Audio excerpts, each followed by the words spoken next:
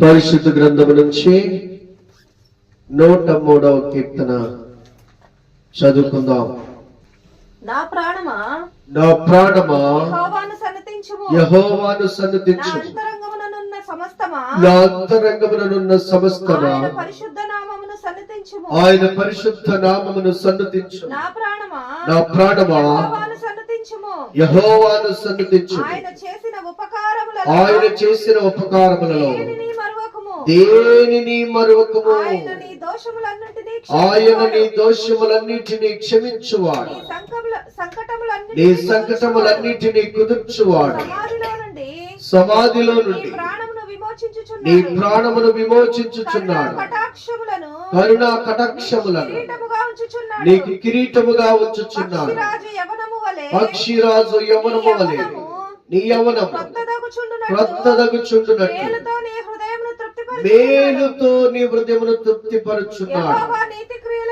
యెహోవా నీతి క్రియలను జరిగించు.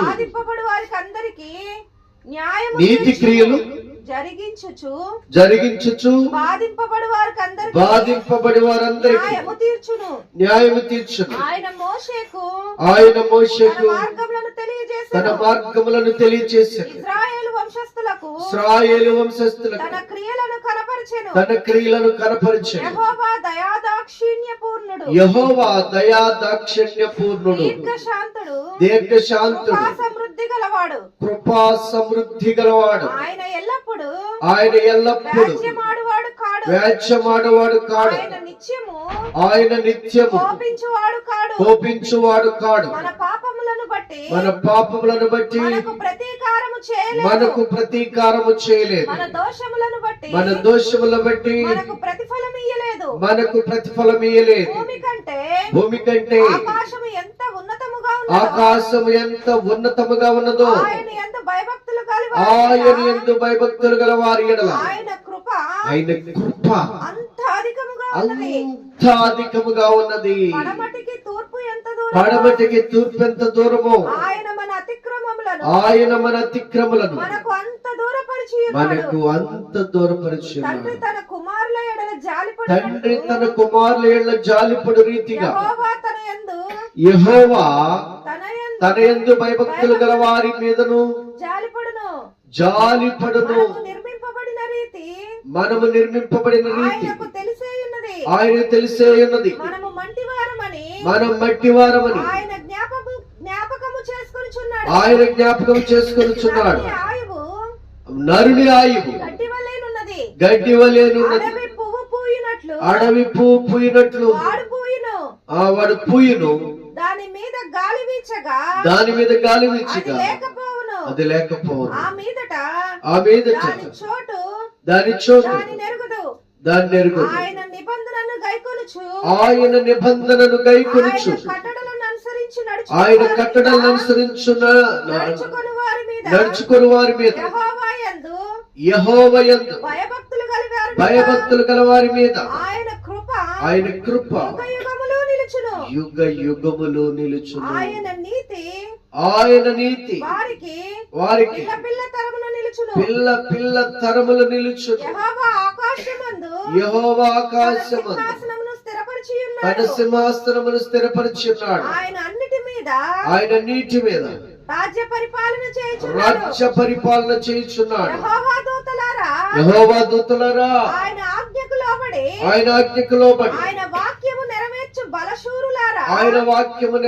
బలశూరులారా ఆయనను సన్నతించుడి. యెహోవా సైన్యములారా ఆయన చిత్తము నెరవేర్చు. ఆయన పరిచారకులారా మీరందరూ ఆయనను సన్నతించుడి. యెహోవా ఏలుచుండు స్థలములన్నిటిలో ఉన్న ఆయన సర్వకార్యములారా ఆయనను స్తుతించుడి. నా ప్రాణమా యెహోవాను సన్నతించుము. చూడండి ప్రియులారా, ఇక్కడ దావీదు మహారాజు గారు ఇంచుమించు 100వ కీర్తన నుండి కూడా దేవుణ్ణి స్తుతించటం మొదలుపెట్టారు. దేవుణ్ణి ఘనపరచడం మొదలు పెట్టారు. దేవుని కార్యాలను తన జీవితంలో జ్ఞాపకం చేసుకోవటం మొదలు పెట్టారు. ప్రియులరా, కాలము గడిచిన కొద్దీ, సమయము గతించిపోయిన కొద్దీ మానవ జీవితంలో మనము ఆత్మీయ జీవితంలో ఎలా ఉన్నామో, ప్రార్థనా జీవితంలో ఎలా ఉన్నామో, విశ్వాస జీవితంలో ఎలా ఉన్నామో ఒక్కసారి మనల్ని మనము పరిశీలన చేసుకోవాలి, మనల్ని మనము పరీక్షించుకోవాలి. ప్రియులను ఇక్కడ మనం గమనించినప్పుడు దేవుని యొక్క లేఖన భాగంలో మనము చూసినప్పుడు ఎలాంటి కార్యములు మనం చూస్తున్నాం, ఇక్కడ ఎలాంటి కార్యాలను మనము గమనించగలుగుతున్నాం. కనుక చూడండి, దావీదు మహారాజు అంటున్నాడు. ఆయన ఎవరు? మహారాజు. ఆయన మహారాజు. 12 గోత్రాలకు ఒకే చక్రవర్తి. దేవుని రాజ్యమంతటికి ఆయనే అధికారిగా అభిషేకించబడ్డాడు దేవుని చేత. అలాంటి వ్యక్తి దేవుణ్ణి మర్చిపోలేదండి. సౌలుకి మొదటగా దేవుడు తన ప్రజలను, తన రాజ్యాన్ని, తనకు కలిగి ఉన్న సమస్తమైనటువంటి ఐశ్వర్యం మీద అధికారిగా చేస్తే సౌలు దేవుని మాటను ధిక్కరించాడు. సౌలు దేవుణ్ణి స్తుతించడానికి బదులు దేవుని ఆజ్ఞను అతిక్రమించాడు.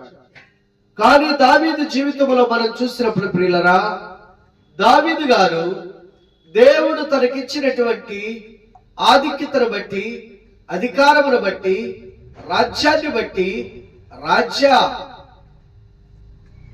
ఆ సింహాసనాన్ని బట్టి దేవుణ్ణి ఎలా స్తుతిస్తున్నాడో మనం ఇక్కడ గమనించవచ్చు.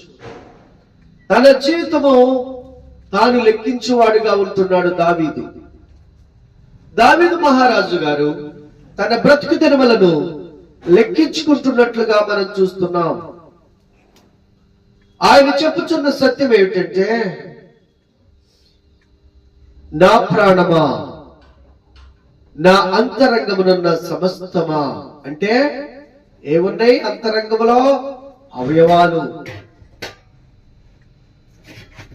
తన శరీరానికి, తన ప్రాణానికి, తన అవయవాలు, అంతరంగములో కనిపించని అవయవాలకు చెబుతున్నారు. ఏమనో తెలుసా? యెహోవాను సన్నుతించుడి, యెహోవాను సేవించుడి. ప్రియులరా, ఎలాంటి కార్యాలను మనం ఇక్కడ చూస్తున్నాం? దేవుణ్ణి స్తుతిస్తున్నాడు. దేన్ని బట్టి? ఆరోగ్యాన్ని బట్టి, ఆయుష్ను బట్టి, ప్రాణాన్ని బట్టి. ఏమన్నాడు తెలుసా? నీ సంకటములన్నీ ఆయన కుదుర్చువాడు. సమాధిలో నుండి నీ ప్రాణమును విమోచించువాడట. బా, ఎంత గొప్ప ఆత్మ పరిశీలన కలిగి ఉన్నాడు దావీదు మహారాజు గారు. చూడండి, రాజు అయిన తర్వాత గర్వం వస్తుంది.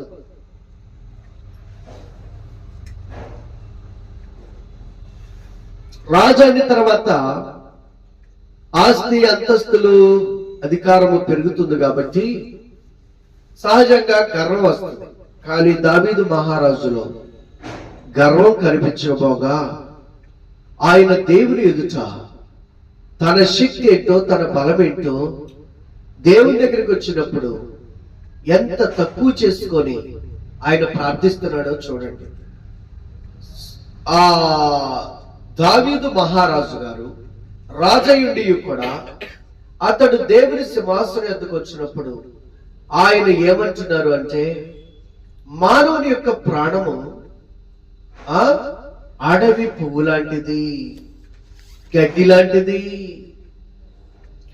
గడ్డి పువ్వు మీద గాలి విసిరినప్పుడు అది ఎలాగ కొట్టుకొని పోయిందో ఆ తర్వాత అది ఉండు చోటు కూడా దానికి కనబడదు. ఎక్కడి నుంచి వచ్చిందో కూడా ఆ గడ్డిపు ఎవరికి తెలియదు. అలాగే మానవుని ప్రాణం ఉన్నది.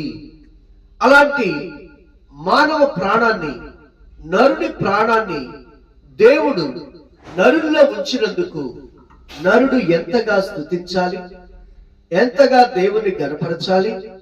దావీదు మహారాజు గారు అలా దేవుణ్ణి స్తుతిస్తున్నారు. రాజుగా ఉన్నప్పుడు దేవుని ఎదుటికి వచ్చి హెచ్చించుకోట్లా. ఎలా తగ్గించుకున్నాడో తెలుసా? నేనొక గడ్డి పువ్వు లాంటి వాడిని, నేనొక గడ్డి రెల్లు లాంటి వాడిని, అడవి పువ్వు లాంటి వాడిని. నీవు గనక ఒక్క ఆజ్ఞ ఇస్తే గాలి విసిరినప్పుడు ఆ గడ్డి పువ్వు ఎలా ఎగిరిపోతుందో ఎక్కడికో, నా ప్రాణం అలా ఎగిరిపోయింది నాయనా. అయినా సరే నా ప్రాణమును నువ్వు కాపాడుతున్నావు. ఎంత కనికరము కలిగిన దేవుడవు, ఎంత దయగలిగిన దేవుడవు అని దేవుణ్ణి స్తుతిస్తున్నాడు. ఎక్కడ ఏ స్థానంలో ఉండి? చక్రవర్తి స్థానంలో ఉండి. అదే ఏమీ లేనప్పుడు, గొర్రెలు కాసుకునేటప్పుడు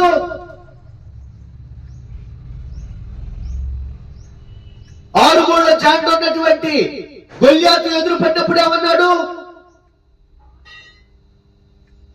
సున్నతి లేని ఫిలిస్తీన్ జీవము కలిగిన దేవుని సైన్యములను ఎదురించుటకు ఏ పాటివాడు వీడు? నేను వీడిని చేయిస్తాను, నేను వీడిని ముక్కలు ముక్కలుగా నరికి కాకులు గద్దరికేస్తాను. ఇశ్రాయేలు దేవుడిని యెహోవా పక్షమున నేను యుద్ధము చేస్తాను అని ధైర్యంగా మాట్లాడాడు. బలాఢ్యుడైనటువంటి యుద్ధ వీరుడైనటువంటి ఆరుగోళ్ల జాండనటువంటి గొల్యాతు దగ్గరకు వచ్చాము, ధైర్యంగా మాట్లాడుతున్నాడు. వీడే పాటివాడు నా ముందు? వీడి బలం ఎంత, వీడి శక్తి ఎంత అని అంటున్నాడు. అదే ఎప్పుడు గురువు కాసుకునేటప్పుడు. మరి అలాంటప్పుడు రాజు అయిన తర్వాత ఇంకా బలం రావాలి కదా. రాజు అయిన తర్వాత ఇంకా గర్వంగా ఈడంతా ఆడంతా అనాలి కదా. మనుషుల ముందు ఎలా ఉన్నాడు తెలియదు కానీ దేవుని ఎదుటికి వచ్చిన తర్వాత తన్ను తను ఎలా తగ్గించుకుంటున్నాడో చూడండి. తన్ను తను ఎలా రిక్తునిగా చేసుకుంటున్నాడో చూడండి. దేవునికి కావలసింది అదే. ద ప్రిన్సిపల్ ఆఫ్ గాడ్ ఏంటది? ద డాక్టర్ ఆఫ్ బైబిల్ ఏంటది? తన్ను తాను తగ్గించుకున్నవాడు హెచ్చింపబడతాడు, తన్ను తాను హెచ్చించుకున్నవాడు తగ్గించబడతాడు. దేవుని పాదాల దగ్గరికి వచ్చి కొంతమంది హెచ్చించుకుంటూ ఉంటారు. అది ఎంత మాత్రమో ఆశీర్వాదం కాదు. దేవుని పాదాల దగ్గరికి వచ్చినప్పుడు, దేవుని దాసుల యొద్దకు వెళ్ళినప్పుడు మనము తగ్గించుకోవటం నేర్చుకోవాలి. మన సహవాసంలో డాక్టర్లు, ఇంజనీర్లు, లెక్చరర్స్, ప్రొఫెసర్స్, పెద్ద పెద్ద ఎంఎస్, ఎండి డాక్టర్లు అందరూ కూడా వచ్చి బిరోగాడిలో ఊడుస్తా ఉంటారు, చెత్త కుప్పలు ఎత్తి పోస్తా ఉంటారు. చూసారా? బాత్రూమ్స్ కడుగుతా ఉంటారు. ఎవరు వాళ్ళు? వాళ్ళలో ఎంతో మంది దాసులు ఉంటారు, దాసులు అంటుంటారు. వాళ్ళ కింద ఎంతో 100 మంది పనిచేస్తూ ఉంటారు. అలాంటి వారు దేవుని సన్నిధికి వచ్చినప్పుడు, దేవుని పాదాల దగ్గరికి వచ్చినప్పుడు, ఓ మేము గడ్డి పువ్వు లాంటి వారము. ఈ రోజు ప్రియ సహోదరి సహోదరులరా, దేవుడు మనకి ఇచ్చిన దాన్ని బట్టి మనము గర్విస్తున్నామా లేక తగ్గించుకుంటున్నామా? దావీదు జీవితంలో మనం చూసినప్పుడు అతడు మహారాజు, మహాచక్రవర్తి, ఎందరో రాజులను ఓడించినాడు, ఎన్నో రాజ్యాలను ఆక్రమించాడు. అలాంటి బలాఢ్యుడు. ఆయన జీవితంలో ఎన్నడూ ఒక్క ఓటమి లేదు. విజయోత్సవముతో సమస్తమును జయించినటువంటి మహావీరుడు. కానీ దేవుని యొద్దకు వచ్చేవన్నాడో తెలుసా? దేవుని ఎద్దుకు వచ్చే ఉన్నాడు తెలుసా? నా ప్రాణమా, నా ప్రాణమా యెహోవాను సన్నిధించు.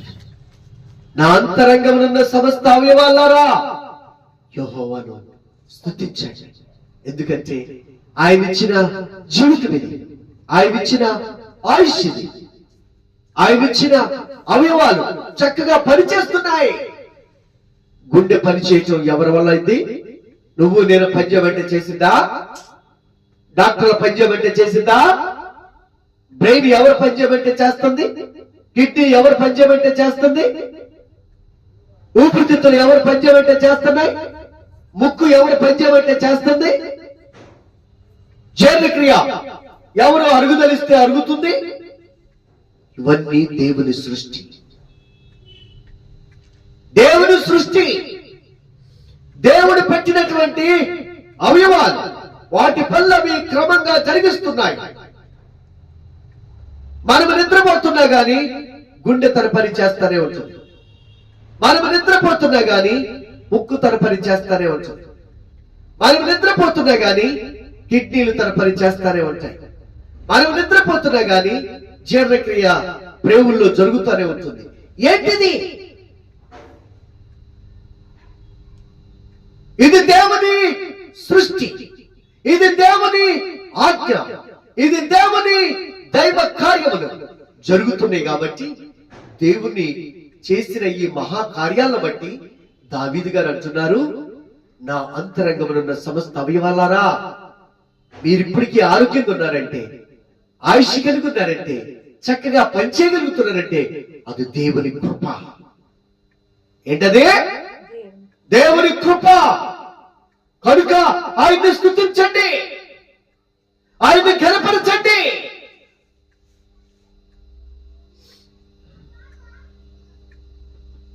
దావీదు గారికి తెలుసు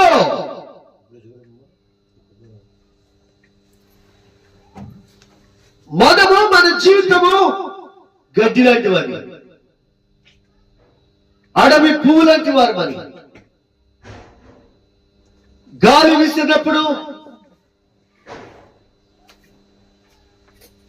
కొట్టుకొని పోయేటటువంటి రెల్లు లాంటి వారు. మరి కానీ ప్రియులరా, ఆ దేవదేవునికి తెలుసు, ఆ దేవదేవునికి తెలుసు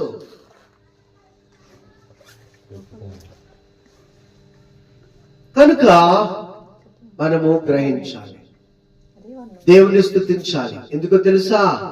ఆయన అంటున్నారు, నీ పాపములన్నిటినీ క్షమించువాడు, నీ సంకటములన్నిటినీ కుదుర్చువాడు. బా, మన పాపాలన్నిటినీ క్షమించేవారు ఎవరుంటారండి? తల్లిదండ్రులే వారికి విరోధముగా ఏదైనా పాపం జరిగిస్తే వీడు నా కొడుకు కాదని చీకొడతారు.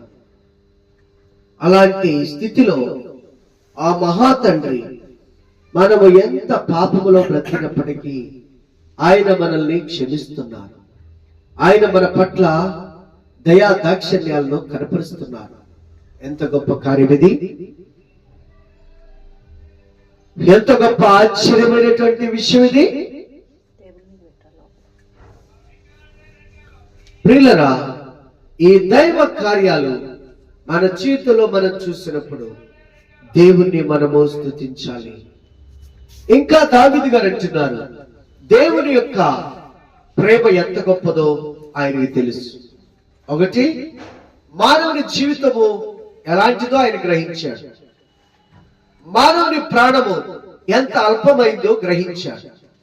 రెండవ కోణములో దేవుని యొక్క వాత్సల్యము, దేవుని ప్రేమ ఎంత గొప్పదో ఆయన గ్రహించాడు.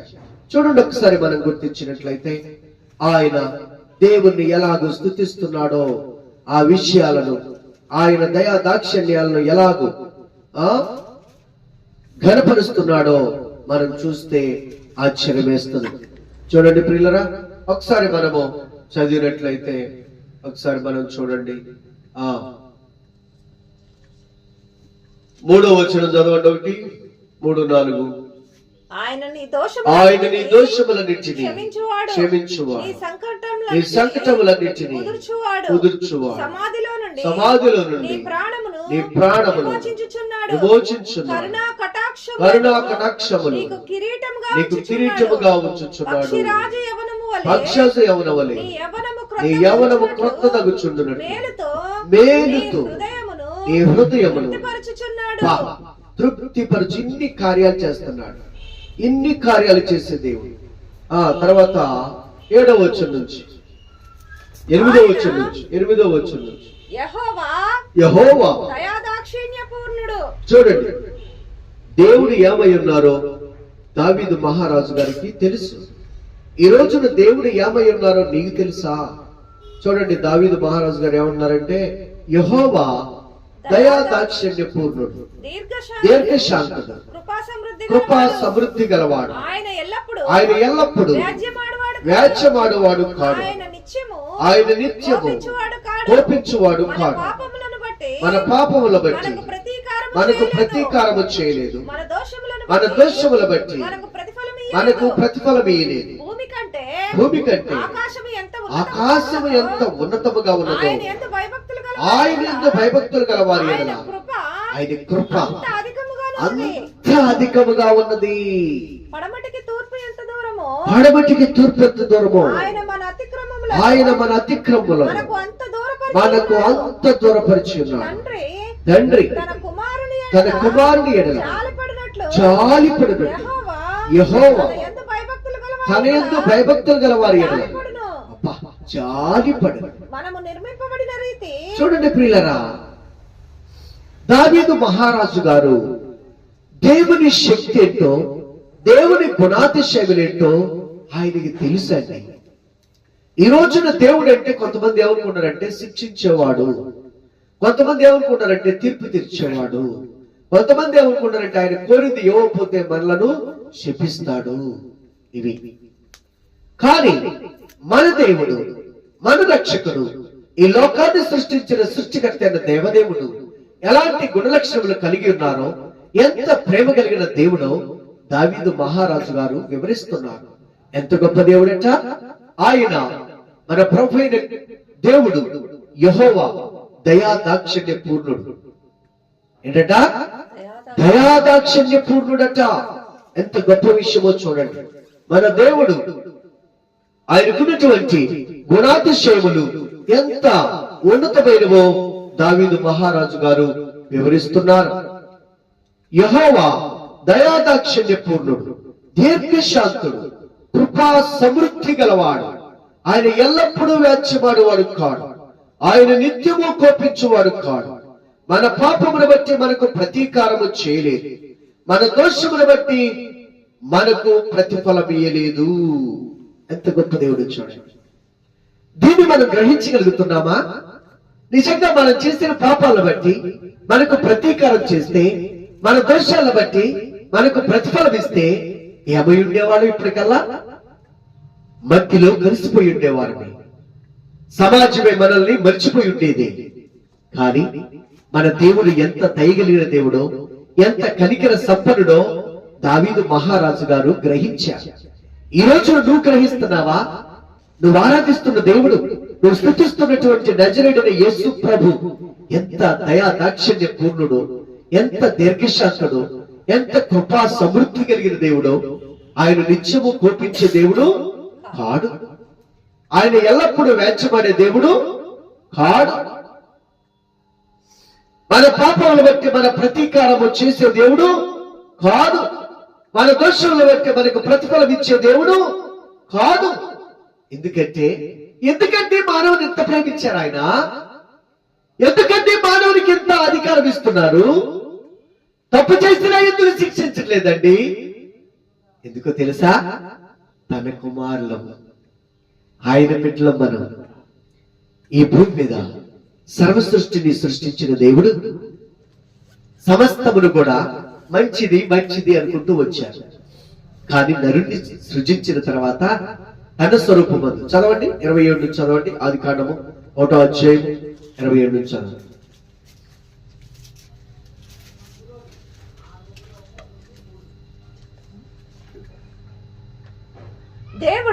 దేవుడు తన స్వరూపమందు నరుని సృజించి దేవుని స్వరూపము వారిని సృజించెను. వారిని సృజించు, స్త్రీని గాను పురుషుని గాను వారిని సృజించు.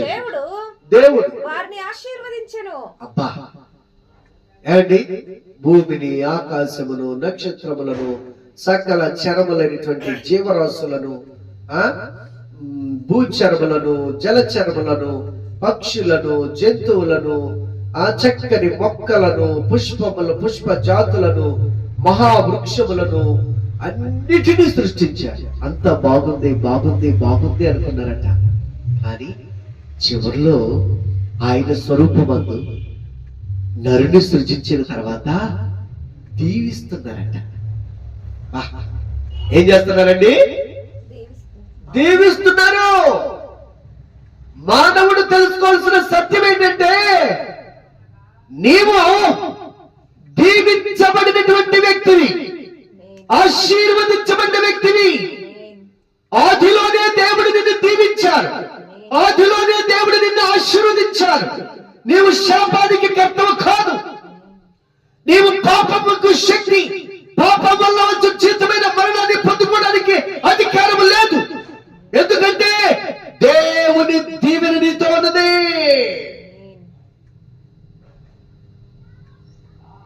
ఆదిలో దేవుడు ఆదామును అవ్వను సృజించినప్పుడు తన స్వరూపములో, తన స్వరూపములో దేవుడు తన స్వరూపమందు నరుని సృజించినప్పుడు అన్నిటినీ సృజించినట్లుగా నరుని విడిచిపెట్ల. ఆ నరుని దీవిస్తున్నారు, ఆ నరుణ్ణి ఆశీర్వదిస్తున్నారు, ఆ నరుణ్ణి అభిషేకిస్తున్నారు. ఆ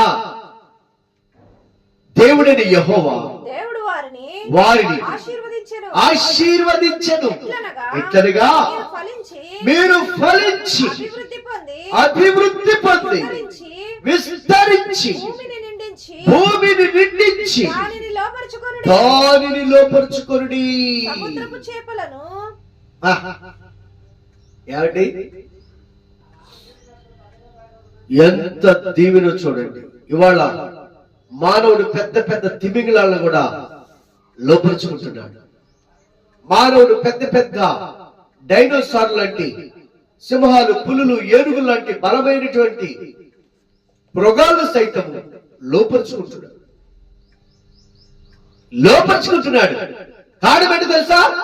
అది నీ జ్ఞానము కాదు, అది నీ శక్తి కాదు, అది నీ బలము కాదు. ఆదిలోనే దేవుడు నిన్ను ఆశీర్వదించినటువంటి ఆ దీవెన శక్తి,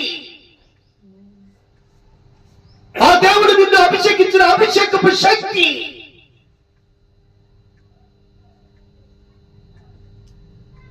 మానవులకు తెలియదు ఈ సంగతి. నా జ్ఞానముతో, నా తెలివితో, నా శక్తితో నేను చంద్రమండలానికి వెళుతున్నాను, దిగుతున్నాను, ఆకాశంలో ఎన్నిటినో కనుగొంటాను అనుకున్నాడు. కానీ దేవుడు నిన్ను దీవించిన దీవెనేంటో తెలుసా? ఫలించి అభివృద్ధి పొంది విస్తరించి భూమిని నిండించి దానిని లోపరుచుకొనుడి.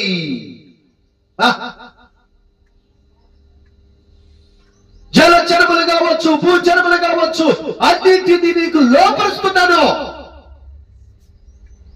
అన్ని నీకు లోపలిపోతాయి.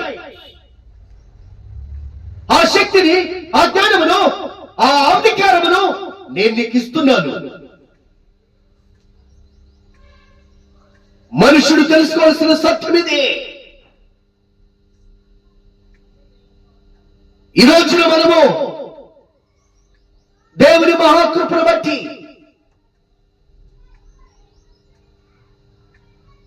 చంద్రమండలానికి వెళ్ళినటువంటి ఆ లేడీ ఎవరు? సునీత విలియమ్స్. అంతరిక్ష నావలో వెళ్ళావా? కొన్ని గంటలు, కొన్ని రోజులు అంతరిక్షంలో ఉండి ఆమె వెళ్ళి చంద్రమండలానికి వెళ్ళి అక్కడ మొట్టమొదట ఆమె చేసింది ఏంటో తెలుసా? మోకరించి దేవుణ్ణి స్తుతించిందట. దేవుణ్ణి స్తుతించిందట. ఈ రోజు నేను చంద్రమండలానికి రావడానికి, చంద్రుడు నాకు సమీపముగా ఇచ్చిన దేవుడు, సృష్టిని లోపరుచుకునే కృపనిచ్చిన దేవుణ్ణి ఆమె స్తుతించింది. ప్రపంచానికి ఆ వార్త చెప్పేది. ప్రియులరా, నీల్ ఆర్మ్స్ట్రాంగ్ అతడు కూడా అంతే. మొట్టమొదటి చంద్రమండలానికి వెళ్ళినప్పుడు అతడు దేవుని స్తుతించాడట. ఈ రోజున ప్రియ సహోదరి సహోదరులరా, ఇశ్రాయేలీలు ప్రపంచంలో ఉన్నటువంటి 100 కనీసం న్యూ ప్రొడక్షన్స్ ఉన్నాయంటే, కొత్త విషయాలు, కొత్త పుత్తలు ఉన్నాయంటే వాటిలో 90% ఇశ్రాయేలు ప్రజలు కనుగొన్నవి. దేవుడు వారికి ఇచ్చిన జ్ఞానం, దేవుడు వారికి ఇచ్చినటువంటి ఆధిక్యత, దేవుడు వారికి ఇచ్చిన అధికారం, ప్రపంచ దేశాలన్నీ దండెత్తి వచ్చిన, ముస్లిం కంట్రీస్ అన్ని ఒకేసారి దండెత్తి వచ్చిన, ఒక చిన్న హైదరాబాద్ అంతా కూడా లేనిటువంటి ఆ చిన్న యూదయ దేశమును, ఇశ్రాయేలు రాజ్యాన్ని ఎవ్వరు కూడా తుదముట్టించలేకపోతున్నారు. కారణం తెలుసా? దేవుని కంచె, నా కృప నీకు చాలు. దేవుని కాపుదల. పిల్లరా, ఎంత అధికారివైనా, ఎలాంటి శక్తి కలిగిన వాడవైనా, గట్టి పువ్వు లాంటిది నీ జీవితం అని దేవుడు తెలియజేస్తున్నారు. దావీదు మహారాజు సింహాసనం మీద కూర్చుండి తన స్థితి ఏంటో తాను గ్రహించి ఈ లోకానికి తెలియజేస్తున్నాడు. దేవుని శక్తి ఏంటో, దేవుని ప్రేమ ఏంటో గ్రహించి ఈ లోకానికి ప్రకటిస్తున్నాడు. యెహోవా దయాదాక్షిణ్య పూర్ణుడు, దీర్ఘశాంతుడు, కృపా సమృద్ధి గల దేవుడు. ఆయన ఎల్లప్పుడూ కోపించేవాడు కాదు. ఆయన ఆది విషయాల్లో ఆయన వేర్చబడువాడు కాదు, ఎల్లప్పుడూ వేర్చబడువాడు కాదు. ఓ ప్రియులరా, మన పాపములు బట్టి మనకు ప్రతీకారం చేసే దేవుడు కాదు, మన దోషములు బట్టి మనకు ప్రతిఫలం ఇచ్చే దేవుడు కాదు. కాబట్టే ఆయన మన పాపమును, మన శాపమును, మన మరణమును ఆయన శిలువ మీద వేసుకొని మోయడానికి ఆయనే ఆత్మ దేవుడై ఉండి మనలో ఉన్న తన ఆత్మను రక్షించడానికి మన శరీరమును దాల్చి భూమి మీదకి వచ్చి మన స్థానములో శిలువలో మరణించి 3వ దినమున సజీవుడిగా తిరిగి లేచి మరలా ఆయన అత్యున్నతమైన సింహాసనం మీదకి ఆసీనుడై ఉన్నారు. 3వ దినమున పునరుద్ధానుడై తిరిగి లేచిన మహాదేవుడు,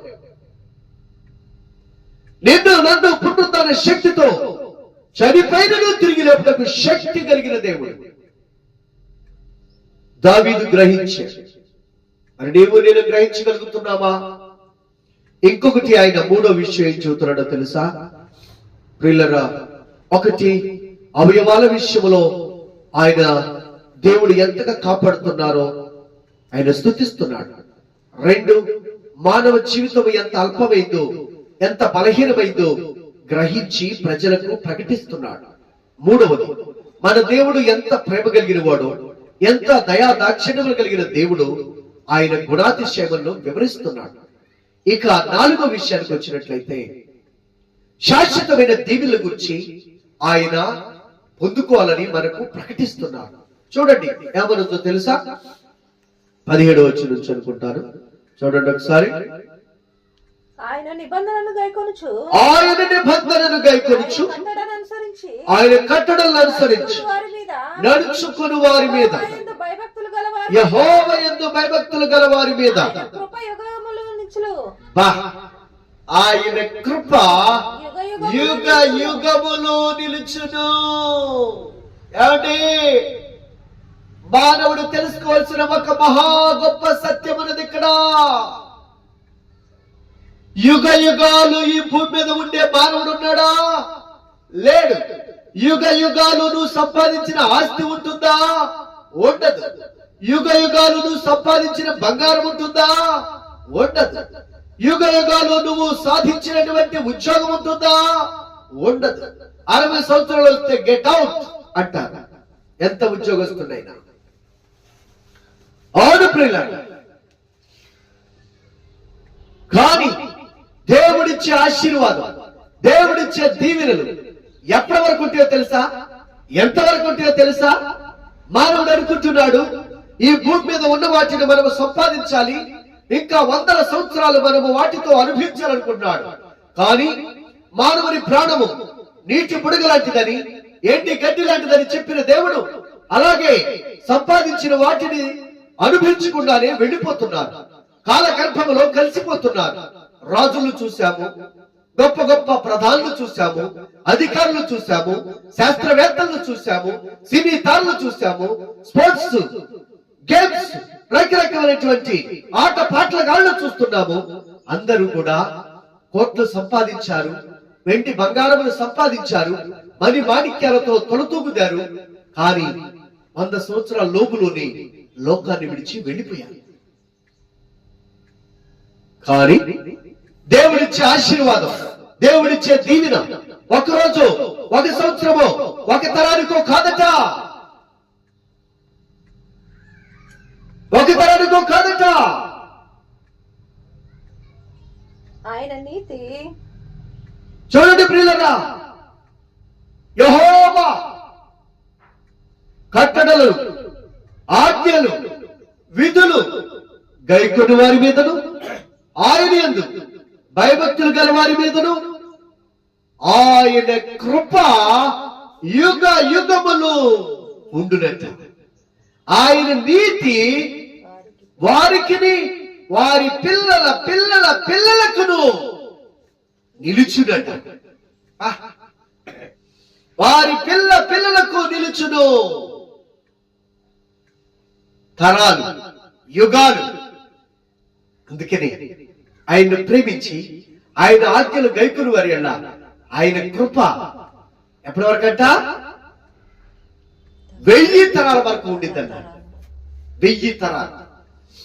ఆయన్ని ద్వేషించి ఆయన్ని కట్టడలను అనుసరించక తిరస్కరించు వారికి వారి పాపము 3-4 తరాల మీదకి అది ఏలుబడి చేస్తాడు. 3-4 తరాల వరకే పాపం ఉండింది, కానీ ఆయన కృప అయితే 1000 తరాలు. 1000 తరాలే కాదు, యుగ యుగాలట. యుగ యుగాలలో, జగ జగాలలో దేవుడు దేవుడు యేసే దేవుడు. ఆ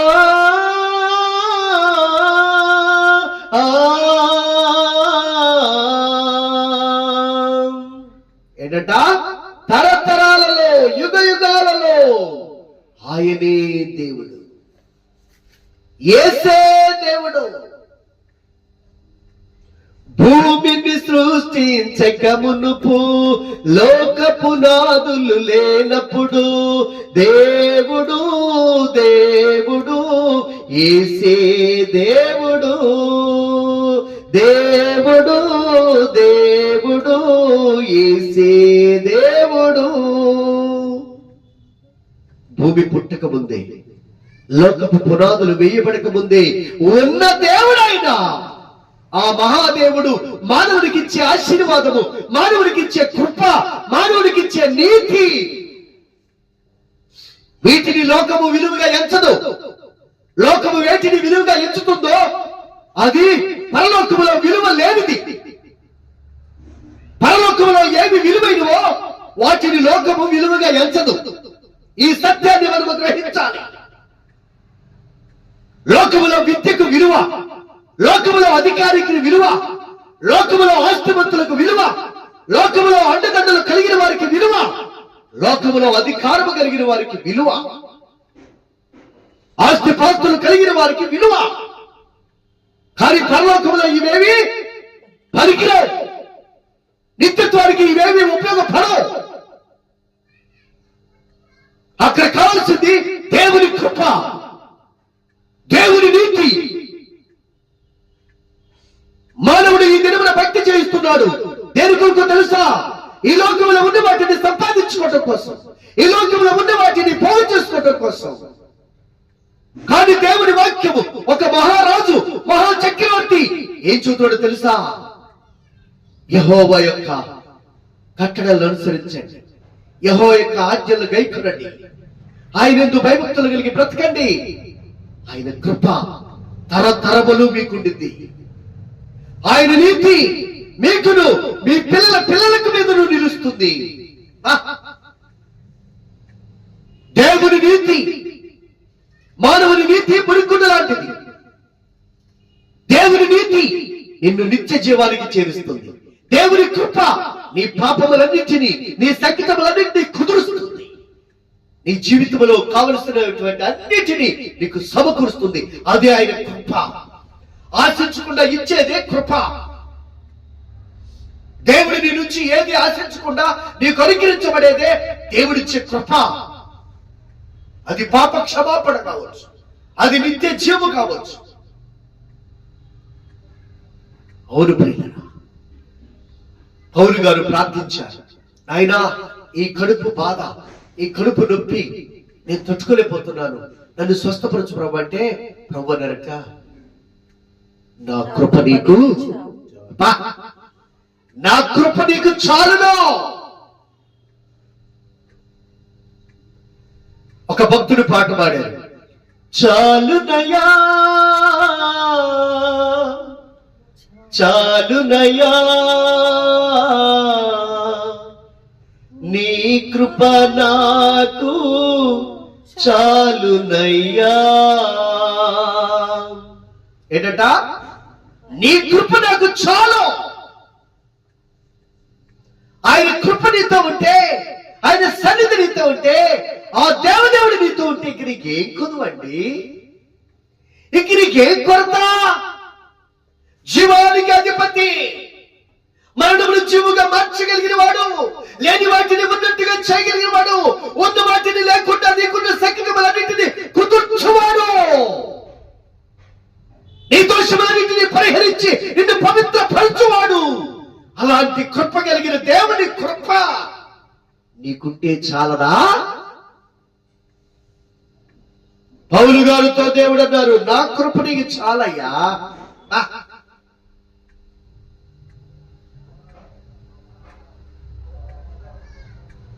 ప్రియులరా, అలాంటిది కృప. పిల్ల పిల్ల తరాలకు ఉండేది ఏంటి తెలుసా? నీతి. నీతిమంతులు ఖర్జూర వృక్షం వల్ల మోయవేయదు, నీతిమంతులు భిక్షమెత్తుడు గాని ఆకలి గురించి గాని నేను ఇప్పటి వరకు చూచి ఉండలేదు. నీతిమంతులు సింహం వల్ల గర్జిస్తారు, ఎవరితో భయభక్తులు గల వారికి ఏ మేలు కొదువై ఉండదు. నీతిమంతుల గుడారము వర్ధిల్లును. ప్రియులరా, నీతి నీ పిల్లల పిల్లలకు నువ్వు ఇచ్చే ఆస్తి. నీతి నీ పిల్లల పిల్లలకు నువ్వు ఇచ్చే ఆస్తి దేవుని కృప. మరి వీటిని సంపాదించావా? వీటిని పొందుకున్నావా? నీ పిల్లలకు నువ్వేమైపోతున్నావు? ఆస్తి అంతస్తుల వాళ్ళు ఉంటాయి, ఓడల బండ్లు అవుతున్నాయి, బండ్లు ఓడలు అవుతున్నాయి. ఆ ఓడలైన బండ్లు మరలా బళ్ళు కాడికి తిరిగి వస్తాయి.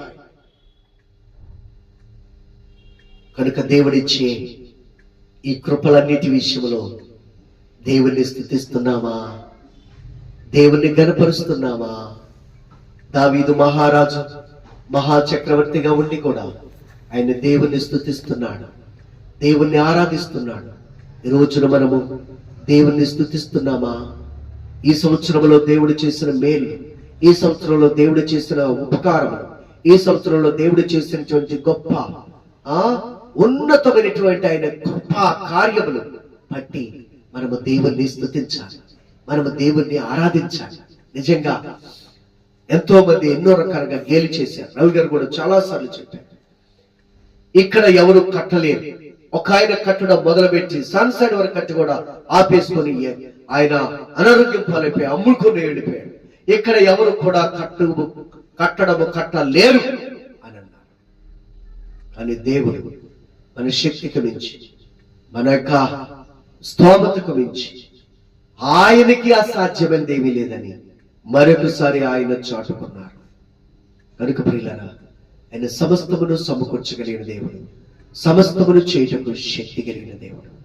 కనుక మన చేతుల్లో మనం దేవుడు చేసిన ప్రతి కార్యాన్ని బట్టి, ఎన్ని యాక్సిడెంట్ల నుంచి, ఎన్ని విషసర్పాల నుంచి, ఎన్ని రోగముల నుంచి, ఎన్ని వ్యాధుల నుంచి, ఎన్ని చీకటి శక్తుల నుంచి, ఎంత భయంకరమైన శత్రు సమూహం నుంచి ఏ రీతిగా దేవుడు మనల్ని కాపాడుతున్నారు, ఏ రీతిగా దేవుడు రక్షిస్తున్నారు. మా బిడ్డ విషయంలో, కుమారుడు విషయంలో కన్ను రాదని డాక్టర్లు అంతా కూడా నిర్ధారించి చెప్పినప్పటికీ 33 రోజులు ప్రార్థన చేస్తే మరలా తెగిపోయిన నరము కలపబడి ఆగిపోయిన రక్తము మరలా ప్రసరణై చూపు లేని కన్ను చూపును, దృష్టిని సంపాదించి పెట్టింది ఆయన కృప, దేవుని కృప. పిల్లరా, అలాంటి దేవుని యొక్క కృపను మనము తక్కువ చేయకూడదు, మనము స్తుతించాలి, మనము ఘనపరచాలి. కనుక దేవుణ్ణి ఎంతగా స్తుతిస్తామో, ఎంతగా ఘనపరుస్తామో, మన స్తుతుల సింహాసనం మీద ఆశీనుడై, ఇశ్రాయేలు స్తుతుల సింహాసనం మీద ఆశీనుడై నేను వారిని దీవిస్తానన్న దేవుడు ఈ రోజును నీవు నేను దేవుణ్ణి స్తుతిస్తే, దేవుణ్ణి ఘనపరిస్తే, మన కుటుంబంలో ఆయన చేసిన కార్యములు, ఆయన చేసిన మహా అద్భుతములు, ఆశ్చర్యముల కొరకు ఆయన స్తుతిస్తే నీ స్తుతుల సింహాసనం మీద ఆయన ఆశీనుడై నిన్ను ఇంకా దీవించేటటువంటి దేవుడు ఆయన.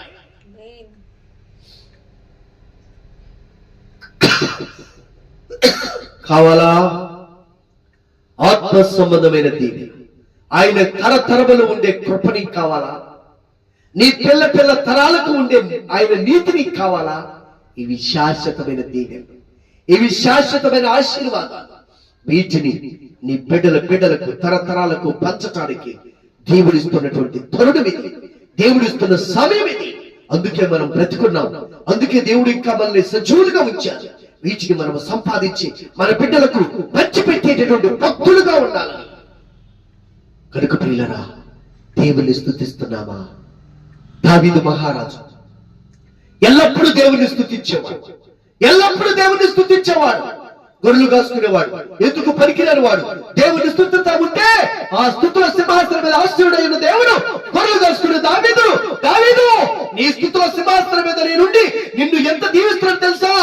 నా సింహాసనమే నీకు ఇచ్చుచున్నాను తెలుసుకో అన్నాడు దేవుడు.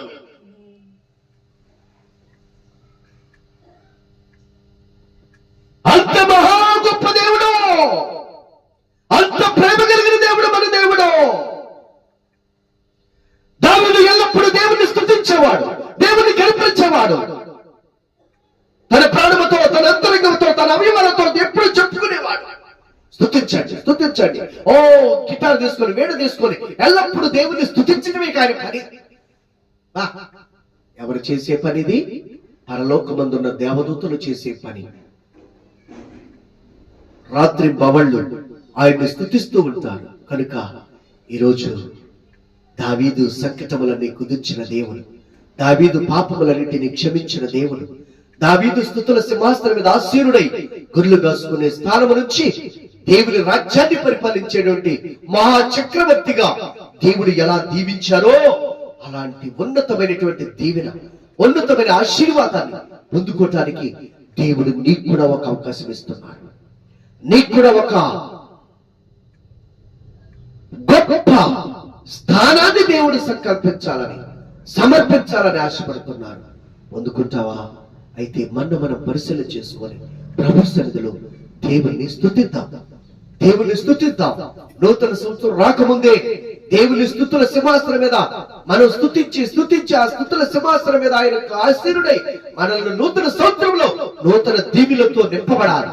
ఆయన కృప చేత మనము దీవించబడాలి, ఆయన నీతి చేత మనము అభిషేకించబడాలి.